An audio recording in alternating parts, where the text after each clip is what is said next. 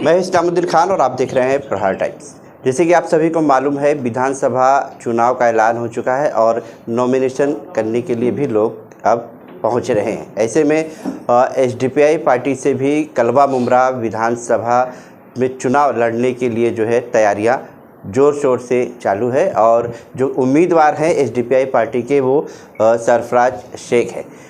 कहा जा रहा है कि मुमरा कौसा में अब तक जो है एनसीपी वर्सेस एनसीपी की लड़ाई चल रही थी, लेकिन उसी बीच में एसडीपीआई पार्टी के तरफ से भी उम्मीदवारी की ऐलान की गई है। ऐसे में हलचलें अब और काफ़ी तेज़ है क्योंकि मुमरा में मुसलमानों की संख्या काफ़ी ज़्यादा है और ऐसे में वोटों की जो है वो बंटने की भी अब उम्मीद जताई जा रही है। लेकिन हिंदुस्तान है, आज़ाद देश है, हर किसी को चुनाव लड़ने का अधिकार है। हम सरफराज शेख से ही बात करेंगे। सरफराज भाई, मुमरा कौसा में एक अलग ही चर्चा चल रही है कि एनसीपी वर्सेस एनसीपी की लड़ाई थी और कहीं ना कहीं अब एसडीपीआई पार्टी के तरफ से भी जो है आपको उम्मीदवार के तौर पर मैदान में उतारा गया है। तो आप इस चुनाव में क्या क्या आपका अहम मुद्दा है, पहले उस पर हम आपसे बात करेंगे कि आप अहम मुद्दों को लेकर जो है पब्लिक के बीच में जाएंगे। क्या अहम मुद्दा है आपका? देखिए, हमारा अहम मुद्दा जो है डेवलपमेंट पे ही है। जो हम यहाँ पे हमारे जो कैंडिडेट एसडीपीआई से उतारे गए हैं और जो डिक्लेयर किए गए हैं वो डेवलपमेंट पे ही लड़ेंगे, क्योंकि आप देखेंगे 2009 से लेके अभी तक जो रिजर्वेशन प्लॉट्स जो डीपी डेवलपमेंट प्लान से जो पास हुए, टीएमसी जो पास हुए, वो अभी तक आवाम में मिले नहीं है। चाहे आप हॉस्पिटल ले लो, स्लॉटर हाउस ले लो, लाइब्रेरी ले लो, स्कूल ले लो, वो अभी तक मिले नहीं है। वो क्यों नहीं मिले? क्योंकि वो एमएलए का फेलियर है। जो यहाँ पे सिटिंग एमएलए थे 15 साल से, उनका वो पूरा फेलियर है। तो हम आवाम को यही रिक्वेस्ट करते हैं कि आप एक बार हमको एसडीपीआई को चांस दो। जितने भी आपके रिजर्वेशन प्लॉट्स जो आज तक आपको नहीं मिले हैं वो हम आपको लाके देंगे, और वो कैसा लाके देना है वो हमारे पास पूरा ब्लूप्रिंट, एक प्लान रेडी है कैसा हमको काम करना है। और दूसरी बात, आप बोले कि जैसा अभी एनसीपी वर्सेस एनसीपी चल रहा है, तो इस्लामुद्दीन भाई आप देखेंगे कि एनसीपी 2022 तक यही एनसीपी जो एक थी, और जो आज मुमरा की आवाम को रिजर्वेशन प्लॉट्स मिले नहीं हैं, यही सब एक मिलीजुली सरकार थी। चाहे वो नजीब भाई हो, जितेंद्र अवार्ड जी हो, या यहाँ के जो लोकल कॉर्पोरेटर्स हो, ये सब एक साथ पूरी एक फैमिली पैक के हिसाब से चलते थे। लेकिन आज अलग होने के बाद 2022 के बाद ये खाली एक्टिंग कर रहे हैं और वापस से आवाम को गुमराह कर रहे हैं। और हम ये चाहते हैं आवाम में अवेयरनेस लाए कि आपके पास एक बेहतरीन ऑप्शन है, उसको आप वोट दे के आगे बढ़ाओ, और ये फिर आपके लिए देखना कैसा काम करती हो। और डेवलपमेंट हकीकत किसको बोलते हैं, एसडीपीआई दिखाएगी। तो है वो नेता के आगे पीछे नहीं घूमती है, क्योंकि उनको मालूम है कि हमको काम कैसे कराना है, और वो ये जानते हैं कि हमने वोट्स दिया तो हमारा अधिकार है उनसे काम करा के लेना। अगर वो काम नहीं करेंगे तो हम उनको रोड पे पकड़ के लाएंगे। ये आपका काम है कचरा उठाना, ये आपका काम है गटर साफ कराना, ये आपका काम है माइनॉरिटीज़ के जो फंड आते हैं हमको घर तक पहुंचाना। लेकिन मुमरा की आवाम में वो अवेयरनेस नहीं है। क्यों नहीं अवेयरनेस है? क्योंकि आज की रैली में आप देखेंगे 200, 250, 500 रुपये में दे के पब्लिक को रोड पर उतारा गया है। बाकायदा इसका प्रूफ है। तो यहाँ के जो लोग, जो कॉरपोरेटर है या एमएलए है, ये पब्लिक को ऐसा पैसा दे दे के उनको ख़राब कर दिए हैं, उनकी आदत ख़राब कर दी है। अब वो बेचारे लोग की भी गलती नहीं है, किसी के घर में राशन नहीं है तो वो नियत से वो ले लेते होंगे। तो मैं आवाम से यही बोलना चाहता हूँ कि आपको गवर्नमेंट से बहुत सारी स्कीमें आती है, आपको गवर्नमेंट से मंथली स्कीमें भी आती है, आपको गवर्नमेंट से एजुकेशन की भी स्कीमें आती है। तो ये एसडीपीआई के पास एक बहुत अच्छा रोड मैप है। अगर आप जीता के लाएंगे तो हम जितने भी माइनॉरिटीज़ फंड है आपके घर घर तक हम पहुँचाएंगे, और हम जितने आएंगे ना तो हमको, आप आवाम को, हमारे पीछे आपको नहीं घूमना है, हम आपके डोर टू डोर जाएंगे। जैसा आप देखेंगे 1.5 साल में एसडीपीआई मुमरा में कितना काम कर चुकी है। जो बड़े बड़े नाला है चरनीपाड़ा में, वहाँ के जो कॉर्पोरेटर थे रेहान भाई, रेहान पित्तल वाला जिनको बोलते हैं, वो इनके टेन्योर में वो पूरा नाला देखेंगे तो 2 बार शायद साफ होएगा। लेकिन एसडीपीआई के बिगर एमएलए, आपने मैनिफेस्टो तैयार किया है, क्या क्या उसमें है? कुछ आपने अभी तक सार्वजनिक नहीं किया। हमारे मैनिफेस्टो में तो सबसे पहला मुद्दा जो हमारा मैनिफेस्टो में है, जितनी भी निधि पास होती है टीएमसी से, हम उसके बड़े बड़े बैनर रोड पे लगाएंगे और आवाम को जाहिर करेंगे कि जैसे 50 करोड़ रुपए की निधि पास हुई और 50 करोड़ में 30 करोड़ पास मतलब काम में गया, बचा 20 करोड़, ये आवाम का पैसा बैलेंस 20 करोड़, ये हम बड़े बड़े बैनर लगाएंगे जो आज तक कोई नेता ने नहीं किया होगा। दूसरा, टोरेंट से लोग परेशान है, टोरेंट के लिए पूरा हमारा तैयार है प्रोसीजर क्या करना है। अगर टोरेंट यहाँ से नहीं भागी तो ये हम आवाम को आश्वासन देते हैं, पूरा विश्वास दिलाते हैं कि उसकी यूनिट कैसा कम करना वो हमको मालूम है। दूसरा, यहाँ पे जितने भी रिजर्वेशन प्लॉट्स है जो यहाँ की हेरा फेरी की है, वो हेरा फेरी को हम वापस से सही तरीके से डीपी प्लान के हिसाब से लाएंगे, और जो माइनॉरिटीज़ और जो फंड्स आते हैं डेवलपमेंट के, वो हम आपको करके देंगे। जो एमएलए के फंडिंग्स आते हैं, एमएलए की भी जो निधि आती है जो आवाम तक आज तक नहीं पहुँची, वो हम करके देंगे। ट्रेन का मसला है, फास्ट ट्रेन यहाँ नहीं रुकती है, यहाँ से ट्रेन बन के नहीं जाती है, जबकि चार प्लेटफॉर्म यहाँ पे बन चुके, वो हम आवाम को ला के देंगे। और जितने भी बच्चे जो पैसे के वजह से पढ़ नहीं पाते, जो गरीबी की वजह से इलाज नहीं कर पाते, हम उसको फ्री ऑफ कॉस्ट पढ़ाई के लिए बोलो या इलाज के लिए बोलो वो भी करके देंगे। और जो जितने भी प्राइवेट हॉस्पिटल है जो चैरिटी कमीशन से अलॉट है, ये भी आवाम में अवेयरनेस नहीं है, ये भी आवाम में अवेयरनेस नहीं है। आवाम में क्या अवेयरनेस है भाई, म्यूनसिपल हॉस्पिटल जाओ, कलवा जाओ, नायर जाओ, जे जाओ, लेकिन आपको या आवाम को ये भी मालूम होना चाहिए कि प्राइवेट हॉस्पिटल में भी चैरिटी कमीशन के जो पॉलिसीज है वो अलॉट है, आप वहाँ पे भी फ्री ऑफ कॉस्ट इलाज कर सकते हैं। ये हम आवाम को प्राइवेट हॉस्पिटल में भेज के इलाज भी करवाएंगे। तो ऐसे बहुत सारे मुद्दे हैं। यहाँ पे यहाँ पे हॉकर्स जोन के लिए बोले थे हैंगिंग मार्केट हम ला के देंगे 33 करोड़ में, उनका वीडियो है यहाँ के आमदार जी का। वो हैंगिंग मार्केट नहीं तो कम से कम हॉकर्स जोन को हम बराबर हॉकर्स करके देंगे। यहाँ पे सिग्नल नहीं है, हम सिग्नल करके देंगे। यहाँ पे ब्यूटिफिकेशन के लिए डिवाइडर पे यहाँ पे बराबर वो चीज़ नहीं है, हम वो करके देंगे। यहाँ पे जो जीपी बिल्डिंग में आप लोग जो टैक्स लगा देते हो और फिर बाद में इल्लीगल के नाम पे जो तोड़ा जाता है वो हम रोकेंगे। अगर आपको टैक्स आपका लग गया तो हम ये चाहेंगे कि आपका वोटिंग आईडी में नाम भी आना चाहिए। यहाँ पे 10 लाख की आबादी के मतलब मुमरा शहर है 10 लाख अबाव, हम वो 10 लाख में से पूरा कम से कम पूरी कोशिश करेंगे कि 10 लाख यहाँ पे वोटिंग आईडीज बने, 10 लाख वोटर यहाँ पे रजिस्टर हो। ये सब हमारे प्लान में है। बस हम सिर्फ ये चाहते हैं कि आवाम हमारा साथ दे, हमको वहाँ पहुँचाए जहाँ से कानून बनता है, जहाँ से कानून पास होता है। फिर आप देखना एसडीपीआई कैसा काम करेगी। और आवाम ये 1.5 साल में एसडीपीआई को देखी है मुमरा में कैसा काम की है, चाहे वो पैलेस्टीन का मुद्दा हो, वो ज्ञान वापी का मुद्दा हो, वो एनआरसी का मुद्दा हो, वो चाहे आदिवासी का मुद्दा हो, वो चाहे दलित का मुद्दा हो, सब जगह एसडीपीआई सबसे पहले बेबाक तरीके से मैदान में उतर के काम करी है। और एसडीपीआई मैदान में उतरने के साथ साथ पुलिस स्टेशन भी जाती है, कोर्ट भी जाती है, हाई कोर्ट भी जाती है, सुप्रीम कोर्ट भी जाती है, और उसके साथ साथ म्युनिसिपल कॉर्पोरेशन में कैसा काम करा के लेना है वो एसडीपीआई के कैडर्स और लीडर्स को मालूम है। आपके साथ में पीछे देखा जा रहा है कि तमाम उलमा लोग बैठे हैं, तो क्या उलमाओं का भी समर्थन है आप? देखिए, उलेमा जो है, हमेशा उलेमा जो है इस्लाम में जो हमारे सर का ताज है, उन्होंने हमेशा हमको, चाहे वो पार्टी से रिलेटेड हो या बिगर पार्टी का हो, वो हमेशा हक बात करे, हक बयान करे।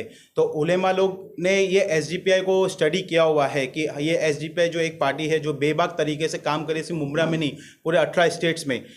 बड़ी बड़ी पार्टी है जो आज मुद्दे होते हैं, आप देखेंगे अभी पिछले इसमें एमपी इलेक्शन में बराबर भर भर के वोट्स किसको दिया गया, मशाल को, महाराष्ट्र में। लेकिन यही मशाल के एमपीज जब वक्फ बिल पास हो रहा था पार्लियामेंट में, तो यही 9 एमपीज एब्सेंट थे। अगर ये 9 एमपीज अपने आपको सेक्युलर बोलते वो टाइम पे अगर वो प्रेजेंट रहते तो ये वक्फ बिल जेपीसी की भी नौबत नहीं आती, वो टाइम पे रिजेक्ट हो जाता। ऐसे बहुत सारे इनके सो कॉल्ड सेक्युलर्स जो अपने आपको बोलते हैं, ये हमेशा नाकाम रहे, फेल रहे। आप देखेंगे रामगिरी का मुद्दा आया, आप देखेंगे अजीत दादाजी जो एनसीपी है वो किसके साथ बैठे, एकनाथ शिंदे साहब के साथ बैठे। उनके यहाँ पे महाराष्ट्र में गठबंधन है, तो क्या वो रामगिरी महाराज को अरेस्ट नहीं करवा सकते? ये कॉन्स्टिट्यूशन के खिलाफ नहीं है कि कोई किसी सेंटीमेंट्स, रिलीजियस सेंटीमेंट को हर्ट करता है और आप उसको पकड़ नहीं सकते? ये तौहीन नहीं है? ये कॉन्स्टिट्यूशन के हिसाब से फॉलो ही नहीं करते। आप देखेंगे जितेंद्र अवार्ड जी यहाँ पे टोरेंट लेके आ गए, किससे पूछ के लेके आ गए? आज पब्लिक बिल नहीं भर सकती वो चीज़ का, आज पब्लिक रो रही है। लेकिन वो जब एमएलए थे, सिटिंग एमएलए, अभी 1 महीना हुआ होगा उनका टेन्योर खत्म या अभी खत्म हुआ होगा, तो वो भगा नहीं सकते थे। नजीब भाई बोलते कि मैं आऊँगा तो टोरेंट भगा दूंगा। आपके जो चीफ है अजीत पवार जी, वो तो खुद ही एकनाथ शिंदे साहब के साथ बैठते, क्या वो भगा नहीं सकते टोरेंट? तो ये सब बोलने का मैं जीत के आऊँगा तो करूँगा। हाँ, ये मैं बोलूँगा कि एसडीपीआई के बिगर एमपी एमएलए कॉर्पोरेटर के जब एसडीपीआई इतना बड़ा बड़ा काम कर रही है, तो अगर आवाम ने हमको एक बार से मंत्रालय पहुँचा दिया ना, तो आवाम कभी नाउम्मीद और मायूस नहीं होगी। और जितनी भी यहाँ की मुमरा की जो चीज़ें हैं, रिजर्वेशन प्लॉट से लेके बस डिपो से लेके या छोटे बच्चे से लेके बोलो या सीनियर सिटीजन तक बोलो, वो जितनी भी गवर्नमेंट से स्कीम्स आती है हम सब उनको घर घर तक पहुंचाएंगे। और आवाम से हम ये भी रिक्वेस्ट करते हैं कि आप जो नेताओं के पीछे घूमते हैं ना, वो आपको घूमने की ज़रूरत नहीं है। हमारा एक एक कैडर्स, बाकायदा यहाँ का एमएलए कैंडिडेट, यहाँ का बाकायदा जो महाराष्ट्र के स्टेट प्रेसिडेंट जो भी है, वो आपके डोर टू डोर जाएंगे और आपकी खिदमत और सेवा में इंशाल्लाह मदद करेंगे आपकी। क्या नाम है आपका? मेरा नाम मुफ्ती मोहम्मद शाहिद साहब। क्या बताएंगे, आप लोग समर्थन में एसडीपीआई के उतरे हैं मैदान में? उसकी वजह हमारे सरफराज भाई ने पहले बताया कि एसडीपीआई का जो काम है, जिस बेबाकी से वो लोगों के मुद्दों को उठाती है, और सिर्फ उठाती नहीं, उसको पूरा भी करती है। सिर्फ बातों के ज़रिए नहीं कि हमने बात कर दिया और मुद्दे उठा दिए वहीं ख़त्म, उसको ऊपर तक लेकर जाती है। और जब तक वो काम पूरा नहीं होता तब तक अपने कदम पीछे नहीं हटाती। और जिस मजबूती के साथ ज़मीन पर और ग्राउंड लेवल पर ये काम कर रही है, इनको जब हमने देखा तो हमें अपना पुराना ज़माना याद आया कि मुसलमानों को किस तरह रहना चाहिए था, हम कहाँ से कहाँ चले गए। हमको ये काम करना था कि आवाम के मसाइल को उठाया जाए और आवाम के मसाइल को उठा करके नहीं, उसको ख़त्म किया जाए और पूरे मामले को ख़त्म करके आवाम को इस परेशानी से दूर किया जाए। ये काम SDPI बहुत बेबाकी से कर रही है। यही चीज़ है जिसने हमको SDPI को सपोर्ट करने के लिए उभारा है और हम वो कर रहे हैं। दाऊद भाई, आप तो SDPI के अध्यक्ष हैं कलवा मुमरा के, तो आपके पहले जो है उम्मीदवार हैं सरफराज शेख। देखो अल्हम्दुलिल्लाह आज तक अपने कलवा मुमरा में कोई चेहरा नहीं था, तो लोगों के पास वो नहीं था कि हम किसको जिताएं, कौन है हमारा। आज हमने एक चेहरा दिया है, तो अल्हम्दुलिल्लाह मैं मुमरा और कलवा वालों से चाहता हूं कि वो इसको SDPI को जिताओ, जाके वो आपकी पार्टी है, आवाम की पार्टी है और आपके लिए काम करेगी। तो आज ये कोई बोल नहीं सकता कि भाई जितेंद्र रावत के अलावा दूसरा चेहरा क्या, तो ये दूसरा चेहरा हमारे पास है सरफराज भाई। शहर में लोग ये भी बोलते हैं कि फला पार्टी ने मुस्लिम कैंडिडेट नहीं दिया, मुस्लिम कैंडिडेट नहीं दिया, तो मुस्लिम कैंडिडेट मानो है। अभी इस वक्त तो ये हमारी पार्टी तो सेकुलर है, इसका नाम ही है SDPI, सोशल डेमोक्रेटिक पार्टी।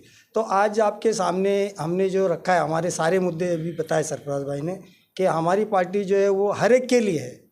जो मुस्लिम कैंडिडेट हो अगर हमारे यहाँ से खड़ा है तो इसका मतलब नहीं कि दूसरे जो कलवा वाले उनके लिए नहीं, हम सबके लिए काम करेंगे। ये नहीं है कि खाली मुमरा के लिए काम करेंगे, हमारी पार्टी पूरे उसके लिए काम करेगी। और पूरे महाराष्ट्र में हमारे 25 से ज़्यादा कैंडिडेट उतर रहे, तो ये सब जगह तो ये नहीं कि मुमरा के जैसा माहौल है तो काय के लिए उतर रहे, सबके लिए काम करेंगे। तो हमारी पार्टी का एक ही लक्ष्य है, सबका साथ सबका विकास। जो हम बोलते नहीं करके दिखाते हैं। और आज 15 महीनों से हमने मुमरा के अंदर जो काम किया वो सारे मीडिया को, सारे मुमरा वालों को मालूम है। तो इस बिना पे हमने ये कैंडिडेट उतारा है कि हम जो आगे बढ़ेंगे, हम सत्ता में आएंगे तो हम पूरी ताकत से आपका और काम करके देंगे। क्या नाम है आप? मेरा नाम है मौलाना मोहम्मद मुजम्मिल कासमी।